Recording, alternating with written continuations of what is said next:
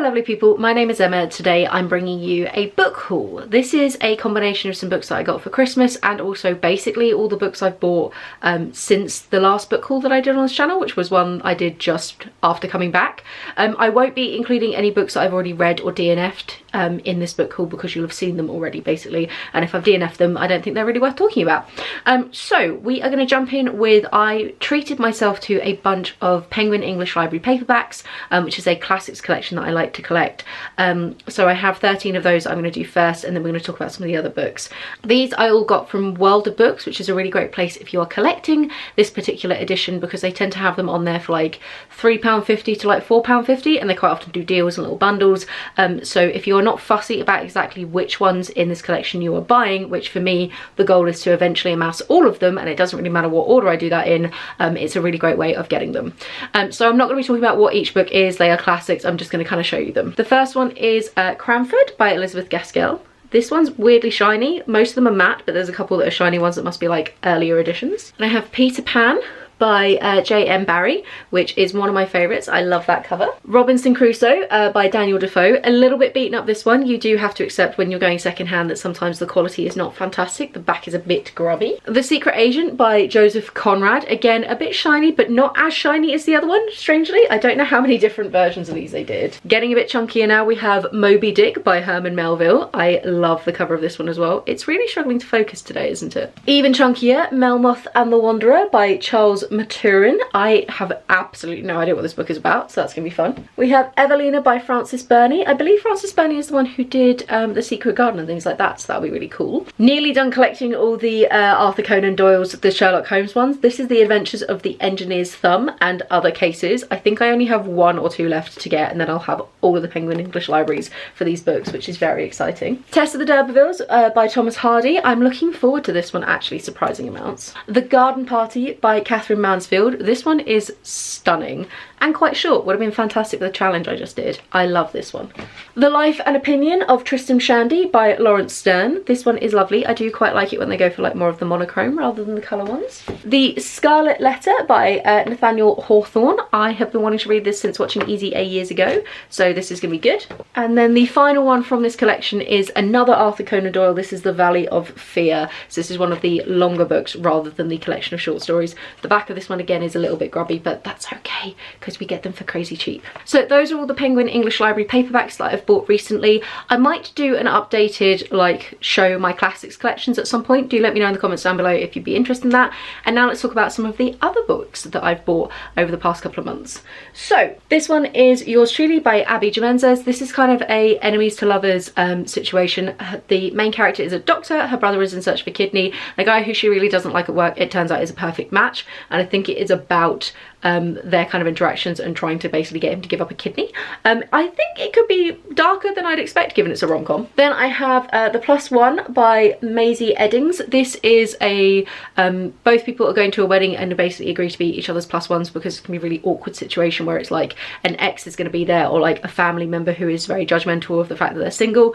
I believe that this is being made into an Amazon movie or on one of these kind of streaming platforms. I've been seeing it advertised recently. I did pick this up just before then. I've not read it yet, but that should be fun. Then I did get got by an Audible sale. It's going to be really hard in so like in January now in 2024, my intention is to go on a bit of a book buying ban, at least until my birthday, if not longer, because I'm trying to get my TBR under control. And one thing that always gets me is the Audible 2-for-1 sales, so I have to stay focused.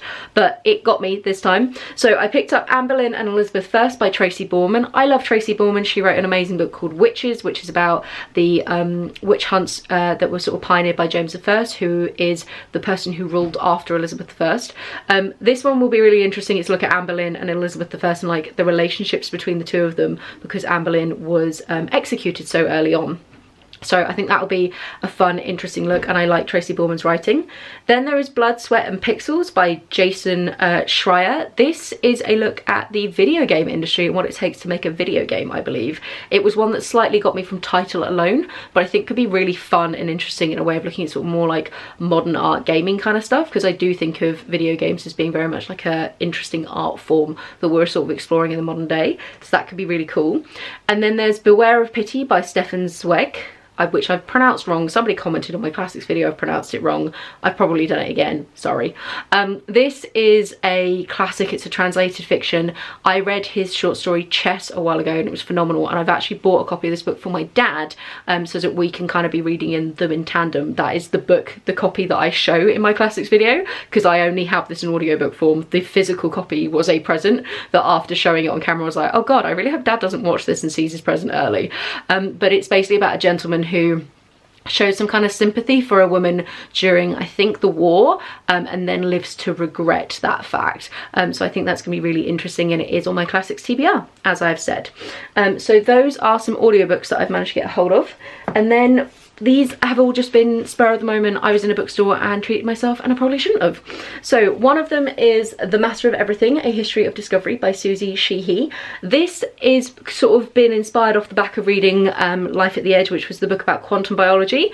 This is very much looking at physics and various discoveries in physics that have sort of pioneered human sort of advancement.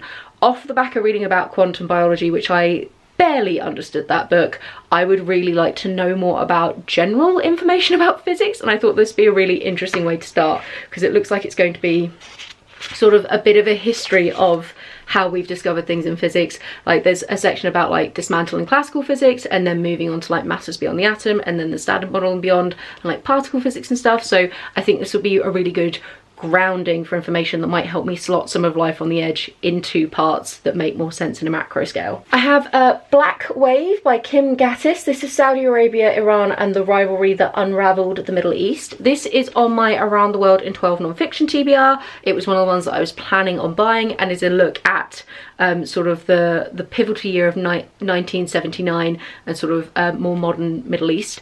I know very little about this time period in this area, so I think that this will just be, again, a great starting place to try and sort of fill in some massive gaps in my general knowledge about specifically the Middle East. So yeah, the whole point to this challenge is to improve my history knowledge about the world, and this was actually shortlisted for a prize back in 2020, so hopefully it should be really good. I've been really intrigued by horror more recently, especially body horror kind of stuff. It's a genre I'd love to check out more of in 2024, and one of them that is inspired that is The Haunting of Alejandra by V. Castro. This is about a woman who is being haunted by a ghostly vision of a crying woman, and it is a sort of retelling or like riffing off of the Mexican folklore demon of La Lorna, or La Llorona, apologies if I pronounced that wrong. I was really into for a while. I will link the podcast down below. I can't remember its name, but there was basically an amazing podcast that looked at mythology and like women in mythology, and I listened to a podcast episode about this particular folklore. So when I saw that this was based off of it, I was like, oh, that'd be really cool. I listened to this thing like years ago. That'd be really cool to kind of revisit that folklore, and again, like sort of broaden my horizons of folklore outside of traditional Western ones that I know much better, because it's sort of my background and my kind of culture and stuff. So again, really excited and want to check out more horror, so this is an attempt to try and get into that more. I read Night Bitch recently as a horror book and loved it, and just like want to get into that like visceral body horror stuff. If you have any body horror recommendations, chuck them down below, because it's a whole new world for me. Another big chunky book that I'm really keen to get to is The Ottomans, Khan, Caesar and Calypso by Marc David Baer. This is a beast of a book. This is very much going to be on the list of sort of chunky history books to try and get to, and it's about the Ottoman Empire, as the name suggests. This again is sort of like a time period, a group of people, a culture that I know very little about. They get mentioned sort of as being quite often the rivals for in books that I'm sort of reading from like Western history. Apparently they're depicted as the Asian antithesis of Christian European West, whereas actually they were a very sort of multicultural, multilingual, very epic, broad spreading society. So I think this would be really good to start filling in some gaps that I seriously have in my history. So gonna check this bad boy out. I think I've listened to a podcast about the Ottomans at some point, but like a one-off singular hour ages ago, it's not really enough to feel like I know much. So excited about that one. This one you've probably already seen because it was in my 5-star predictions. This is Signal to Noise by Silvia Moreno Garcia. This is going to be fantastic. I just know it.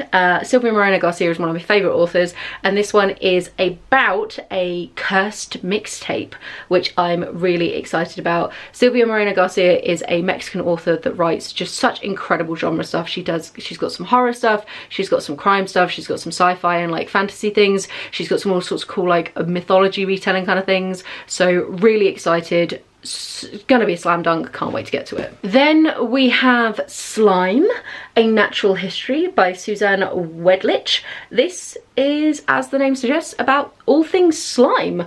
Apparently it was a BBC Radio 4 Book of the Week, and it's from ectoplasm, the world of science fiction and horror, to jellyfish, to human guts. It's just all about things slimy.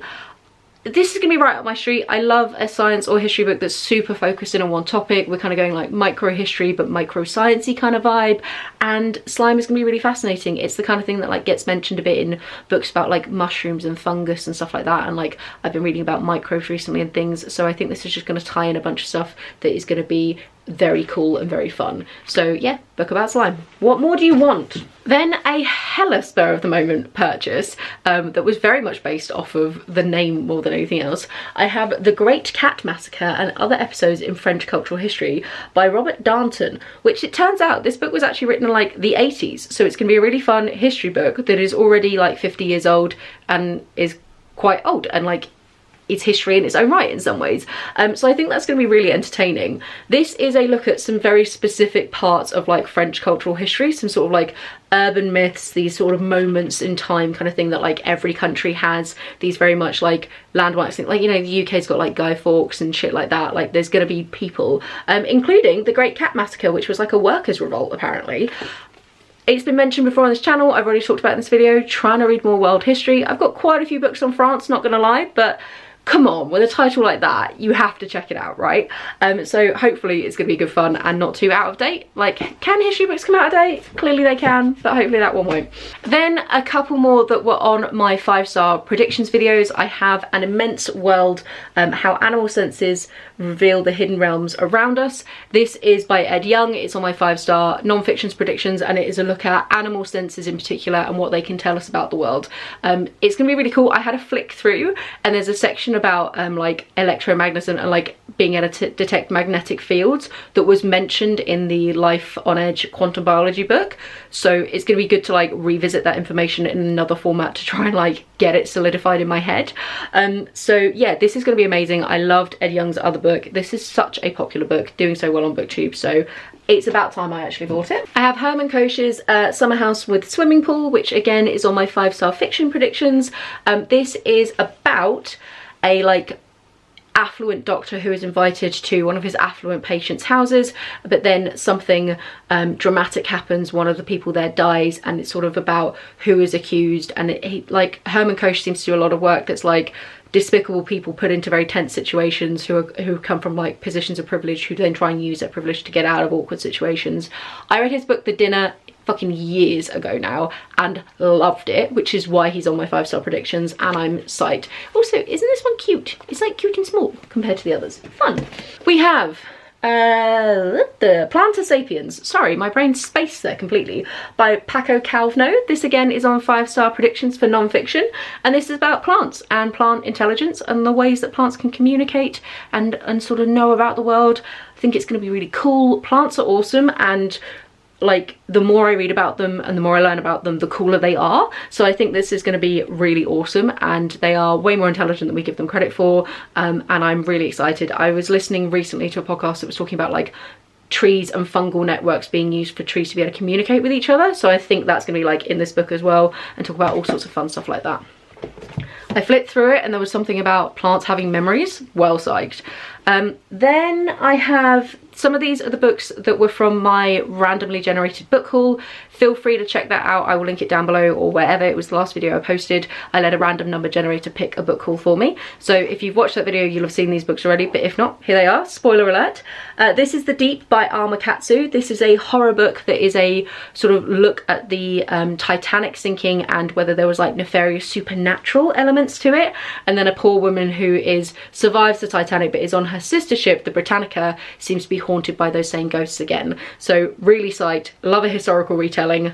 Love something supernatural. Gonna be a fun combo. I have the absolutely beautiful If I Had Your Face by Frances Cha. This is a book set in South Korea, and it is about like beauty standards among women, and it's like 4 different women who are kind of interacting. I think it's gonna be really interesting, and yeah, love reading books set in different countries, so gonna be good fun. I have When Paris Sizzled by Mary McLaughlin. This is about 1920s Paris and people like Hemingway and Coco Chanel and Josephine Baker and people like that and sort of their interactions. It looks like it's actually like a university press book, which I really wasn't expecting when I ordered it. Not that it's going to change my enjoyment, but it's quite interesting. I think this is going to be pitched slightly more academic than I was potentially expecting it to be. Skimming through it, it's looking quite academic, but this is an area of art history that I want to know more about, so I'm excited. And yeah, a lot of French history books being bought at the moment. Whoops. When I said world history, apparently I just meant France, like literally just across the other pond. Then in that same video, there were a few other picks as well. So we have The Six by Lauren Grush. This I bought on Kindle, and this is about some of the early astronauts, early women astronauts, and sort of how their story hasn't been told. This came out very recently. It's only available on hardback, which is why I've bought the Kindle version, and has been generally incredibly well received. It's tying quite nicely into my like wanting to learn more about non-squishy science, shall we say, non-biology based science, and really like broadening my science horizons out of cells and into like things with like physics and forces and stuff. So I think that's gonna be really good. There was also The War Queens by, can't remember, the author will be down below. The screen's cutting it off, unfortunately.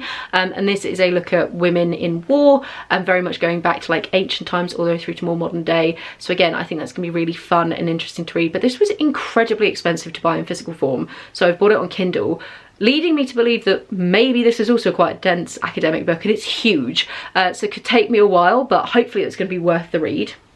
And then there was The Palace of Illusion, which again is being cut off on the screen. It's going to be here, and this is a like historical magical realism kind of book that is a retelling of an Indian epic myth, which again, really excited by. I do need to check out the Wikipedia of the original myth so that I kind of have a bit of a sense and can pick up all the references. But that was the end of the randomly generated book haul, and I have one more book and I can't work out where it's gone now, so I'm just going to tell you about it. No, let me find it. Aha, found it. So this is Sentient by Jackie Higgins, and this is what animals reveal about our senses. I do think it's quite entertaining that I've bought 2 books about animal senses in quite quick succession without realising, but this has been on my want to reads for a while, and I spotted it in a charity shop and was like, well, I kind of have to, and the cover is gorgeous. So it is literally just about animal senses and how they connect to human senses. I don't know how much crossover it has with Ed Yong's An Immense World. I think it could be quite fun to read them in quite quick succession. I'm trying to find a like contents page that might list what is in this book. There we go. So yeah, so this one is literally like the great grey owl and our sense of hearing, and like the common vampire bat and our sense of pleasure and pain, and like literally an animal and then connected to our sense of whatever. Not a clue if it's going to cover the same ones or it's going to be completely different, but I think it'll be good fun, and we all know your girl loves a biology book, especially about animals, so clearly here for this. So those are all the books. This took me way longer than expected. This was supposed to be quite a quick video, and let me know in the comments down below how I did. Hope you're having a fantastic new year, that you had a really great Christmas, all of that jazz, and yeah, I will chat to you soon. Have a wonderful reading week. Bye.